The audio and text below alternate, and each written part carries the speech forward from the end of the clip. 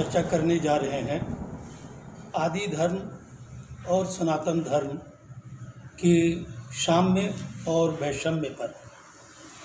ये दोनों धर्म कहाँ तक एक दूसरे से मिलते जुलते हैं और किस पक्ष में ये दोनों एक दूसरे से अलग हो जाते हैं। सबसे पहले तो हम चर्चा करेंगे इन दोनों शब्दों पर।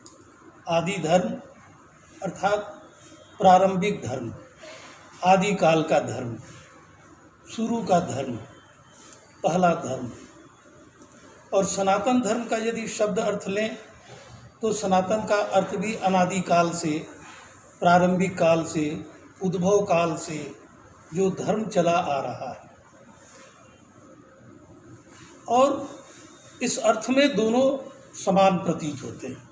हम आदि कहें या अनादि काल से, सनातन काल से चला आ रहा धर्म। अब हम दूसरे शब्द धर्म पर लेते हैं। धर्म तो धर्म होता है।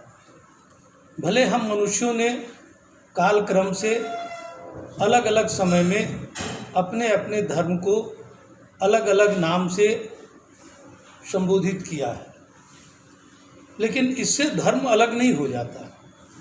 धर्म का पहला लक्ष्य अपने उद्भव काल से लेकर आज तक और भविष्य में भी उसका एक ही उद्देश्य है, मानव जीवन को और इस संसार को सुंदर, मधुर और पवित्र बनाना। यही मूल धर्म है। कोई धर्म इन दोनों को अर्थात जीवन और जगत को खराब करना नहीं चाहेगा, उसको विकृत करना नहीं चाहेगा और उसको अपवित्र करना नहीं चाहेगा। तो धर्म का सीधा सीधी लक्ष्य, चाहे कोई धर्म हो, वो मानव जीवन को, इस संसार को सुंदर, मधुर और पवित्र बनाना चाहता है। और इसी के लिए वो समय समय पर कुछ धार्मिक विधि विधान या धार्मिक नियमों का पालन करने के लिए बल देता है, चाहे वह आदि धर्म हो या सनातन धर्म हो। हम आज अन्य धर्मों की चर्चा न करके सिर्फ इन्हीं दोनों विषयों पर अपने वक्तव्य को केंद्रित करना चाहेंगे। आदि धर्म मानव जीवन में जब सभ्यता और संस्कृति का विकास हुआ होगा, प्रकृति और मनुष्य के बीच में जो संघर्ष रहा होगा और इस संघर्ष से उसे जो ज्ञान की प्राप्ति हुई होगी और उस ज्ञान के साथ साथ जिज्ञासाएं मानव मन में उत्पन्न हुई होगी। ये दुनिया कौन बनाया? ये चांद, सूरज, तारे, नदी, पहाड़, जंगल, जीव जंतु किसने बनाया होगा? ये सवाल मानव जीवन में बार बार उठता रहा होगा और आज भी उठता है, और उसका उत्तर लोग ढूंढ नहीं पाते। और हार कर जब कोई उनको उत्तर नहीं मिलता है, तब ऐसी स्थिति में वे एक ऐसी अलौकिक शक्ति की परिकल्पना करते हैं जो अदृश्य है, और अदृश्य रूप में इन सारी चीज़ों को, संपूर्ण सृष्टि को, संपूर्ण ब्रह्मांड का की संरचना या निर्माण किया होता है।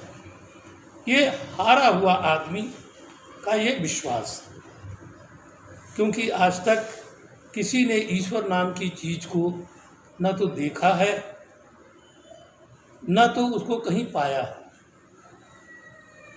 सिर्फ ये अपने मानसिक अनुभव से इस शून्य को वो एक आकार देने का, चाहे शून्य रूप में दे या कोई आकार रूप में दे। इसीलिए सगुण और निर्गुण, साकार और निराकार दोनों पक्ष की परिकल्पना की गई है।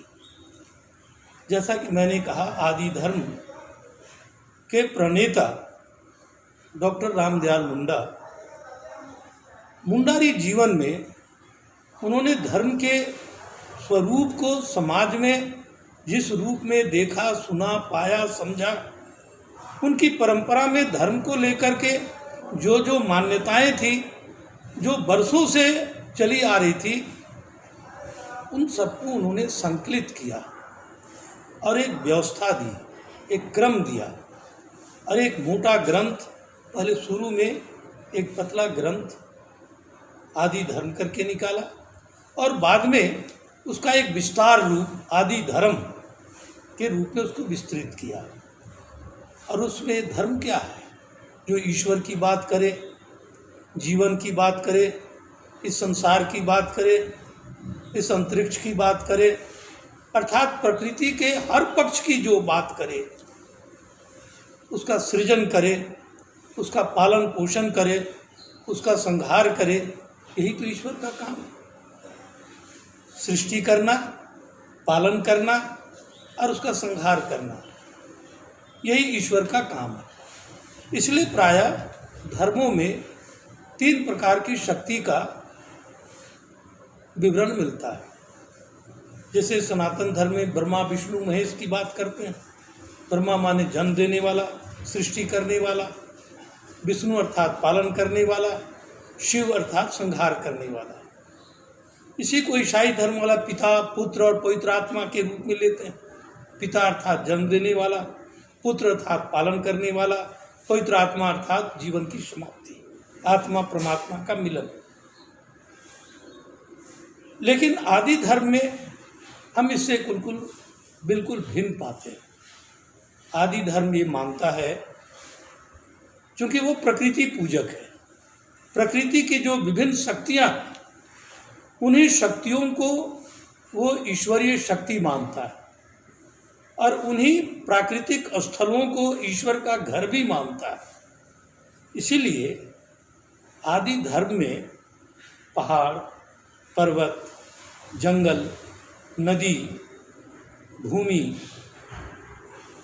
चांद, सूरज आदि जितनी प्राकृतिक शक्तियाँ हैं, उनको वो देव के रूप में या बोंगा के रूप में स्वीकार करता है। अब सूर्य है जो सबसे बड़ा नियामक है प्रकृति का, इसलिए सूर्य को सिंगी बोंगा कहा, अर्थात सूर्य देवता।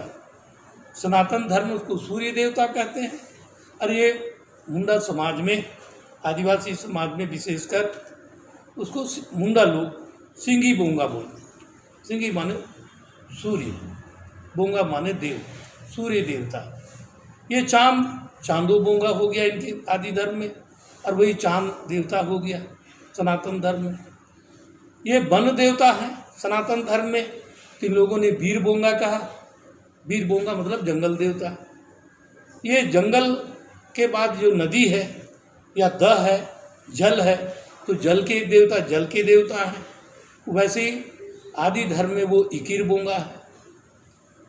ये पर्वत देवता है, पर्वत देव आदि धर्म में इसे बुरु बोंगा कहा गया, मरांग गुरु कहा गया। सबसे बड़ा, मरांग माने बड़ा, गुरु माने पर्वत, सबसे बड़ा देवता। ये जो वृक्ष हैं ये भी बोंगा ही है। ये जो जीव जंतु हैं वो भी बोंगा ही है। बोंगा का अर्थ आदि धर्म में 3 अर्थ में लिया जाता है।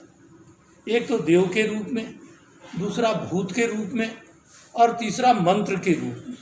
तीनों के लिए बोंगा शब्द का प्रयोग किया जाता है। लेकिन हम यहाँ प्रयोग कर रहे हैं